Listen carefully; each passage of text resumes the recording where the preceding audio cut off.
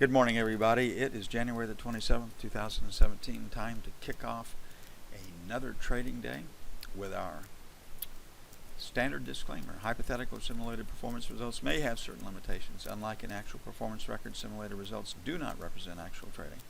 Also, since the trades have not been executed, the results may have under or overcompensated for the impact, if any, of certain market factors such as lack of liquidity. Simulated trading programs in general are also subject to the fact that they are designed with the benefit of hindsight. No representation is being made that any account will or is likely to achieve profit or losses similar to those shown. Okay, today, Asia markets are closed.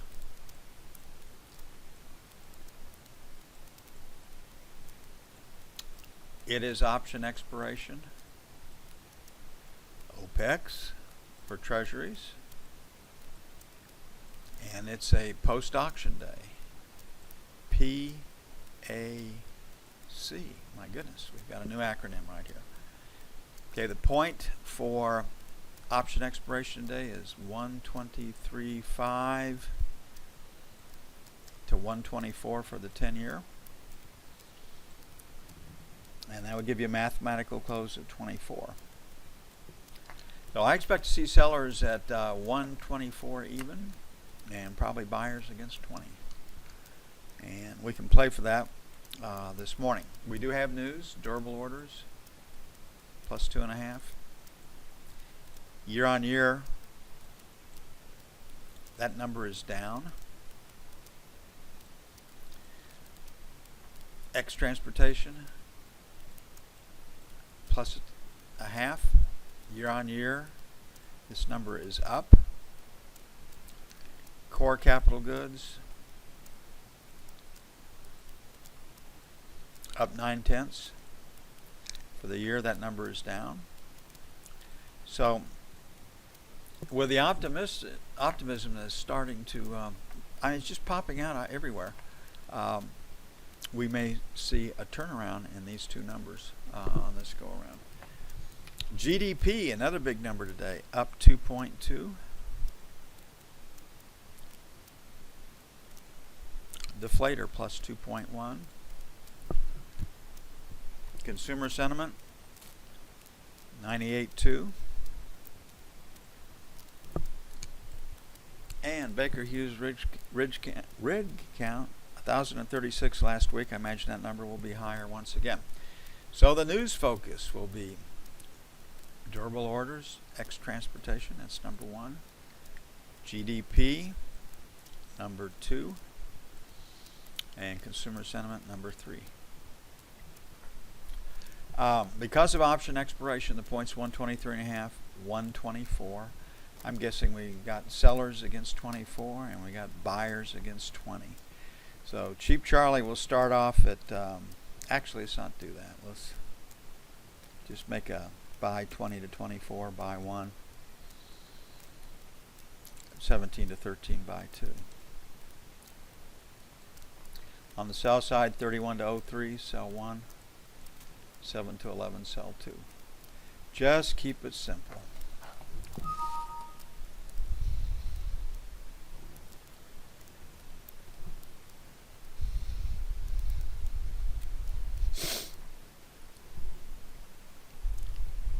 I was thinking, I don't know why it strikes me when I come back from the, take a pause in the afternoon, you come up from air, or you walk outside, and just get a whiff of nature, or a visual and everything, and just get overwhelmed about, just the magic and wonder of it all.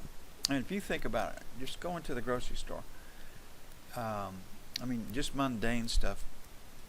I bought a stalk of celery, and I paid 89 cents for it in January in the United States. And the grower made money on it. It was transported. They had to pay those people. They made money on their leg. The supermarket made money on it. And I got that for 89 cents. And you just see it all over like that.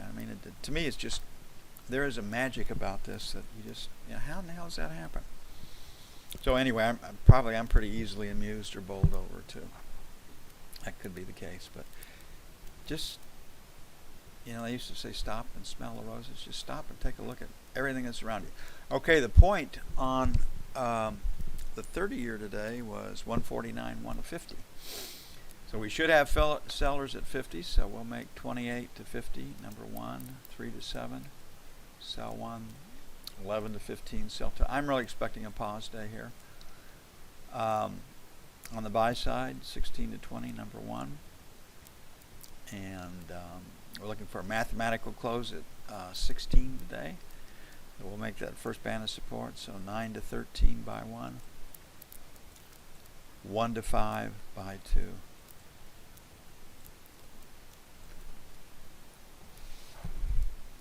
There's a video out there. It's about an hour long. It's called The God of Wonder, and it is put out by a religious group. But the visual images and the comparisons, and just the thing that blew my mind was the difference between man-made snow and a snowflake. And it just shows you, the awe and wonder of what we're surrounded by. I'll put that video up later in the day, and maybe some of you will enjoy looking at it this weekend. But it just, there is a magical aspect about all this. Life and what we do and where we've been and where we're going. It's not a burden. It won't wear you out. Won't kill you. Will shake you up. Okay, looking at gold. Gold is trying to sell. Like I said, hell, there's no reason on gold. Inflation is benign, only 2% per year. Of course, over 40, 50 years, it cuts what you own in half. Stock market's going to get better. We're going back to at least 3% growth over the next couple of 3 years. Sell gold. I think the biggest thing working against gold right now in the short term is India's restrictions on retail purchases of gold. And India is good for about 700 tons of gold a year. We got a B shape. We've got selling behind us. We're at 80. We're right here at this low volume number. So we'll put 75, 77 by 1. 70, 72 by 2. And we have to stay cognizant of this low volume number here at 81. That could be where resistance support is. 84, 86, sell 1. 89, 91, sell 2.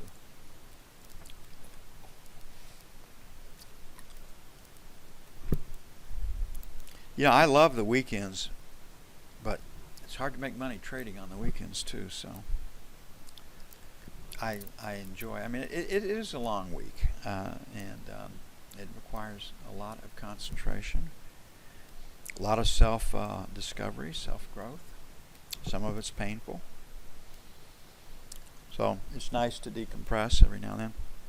I find myself after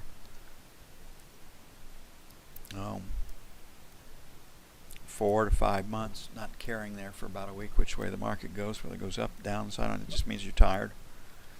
And y'all need to recognize those symptoms in yourself too. I don't care what happens in the markets today. Maybe I had to make a long weekend out of it, which is pretty easy to do. We only count trading 200 days a year in our business plan. You can trade 252 days. And then you have all those other holidays and weekends out of the 365, so you can make it work. Okay, 107 is kind of right in the middle. We had a 10 to 20 sell last night when we left this, so that's where resistance is. Damn, Charlie, that was a good call. How do you do that? How did I do that? 10 to 20? A little bit of judgment. But there was the N period rotate, and there was the L period rotate. Low volume number, that's my third data point. High volume number, that's my fourth data point. Maybe 50, I want to come a little bit inside of that. Maybe 25 will hold. Sell 2, 40 to 50. Picking up this area right in here, top of value. This is another place, an inflection right here at 30. 30 might be the number too. But anyway, that's where that number came from last night. We had a 75 buy. We didn't quite get there. So we'll make 75 to 85 by 1. I don't look for a big day here. Asia's closed. They are a huge part, the yen-euro spread, a huge part of the currency markets. And they did not show their hands last night.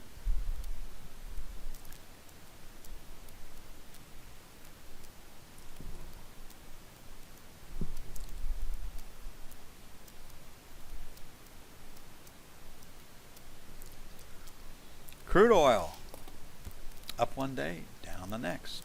Work the top of the trading range one day, work the bottom of the trading range next day. Perhaps we're in a trading range. The selling really stiffens up above 54.50. We've had 53.50 to 54 as resistance. I was a little generous last night. Well, we were 54.25 last night on our sell. The London high just over 54, so we caught that one pretty well. We got a couple of B's behind us, so we're a support. 52.80, 52.56, 52.21, 52.10, 51.82. So, where do you guess sell one will be? 75 to the buck, 25 to 50. Don't you think you could do this yourself? I mean, if you just sit back and look at the structure and all this other stuff. 53 even, 53 and a quarter. Pick up this high volume number right there. A period low down here, right below 50. I think it was what, 53.99, something like that yesterday. I think you could do this if you start thinking this way. What could possibly happen today in crude? Well, what would OPEC do? OPEC's not going to come out with, God, we're screwing ourselves. We're blowing our foot off. We're producing more. Everybody's cheating. By God, Saudi Arabia's going to work the margins too. Russia's going to. Those articles are not going to come out. We will see articles at Iraq. Shame on you, Iran. Come on. And then Iraq and Iran. We're working on it. We're working it down. So when the type of news that can come out that can move the market, OPEC's not going to say anything except to take the market higher.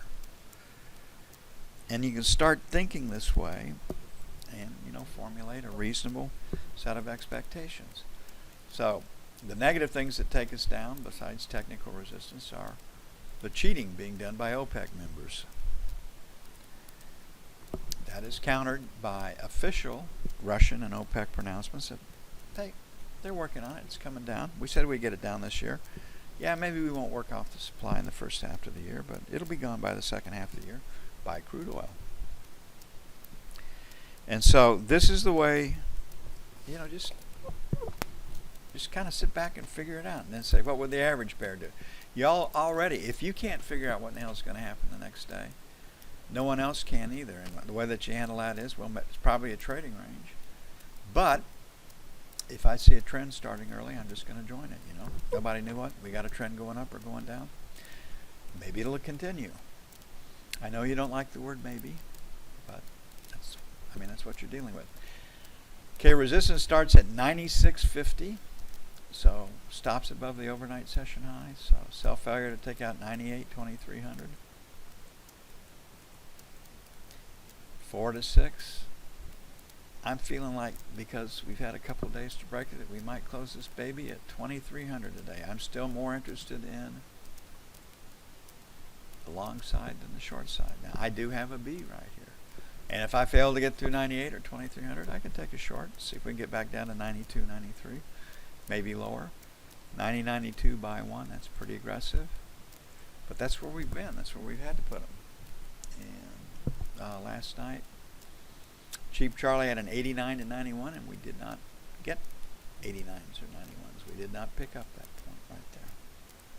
Came in right above it. So somebody else is looking at the same information that we are. And they're coming just inside of it, right?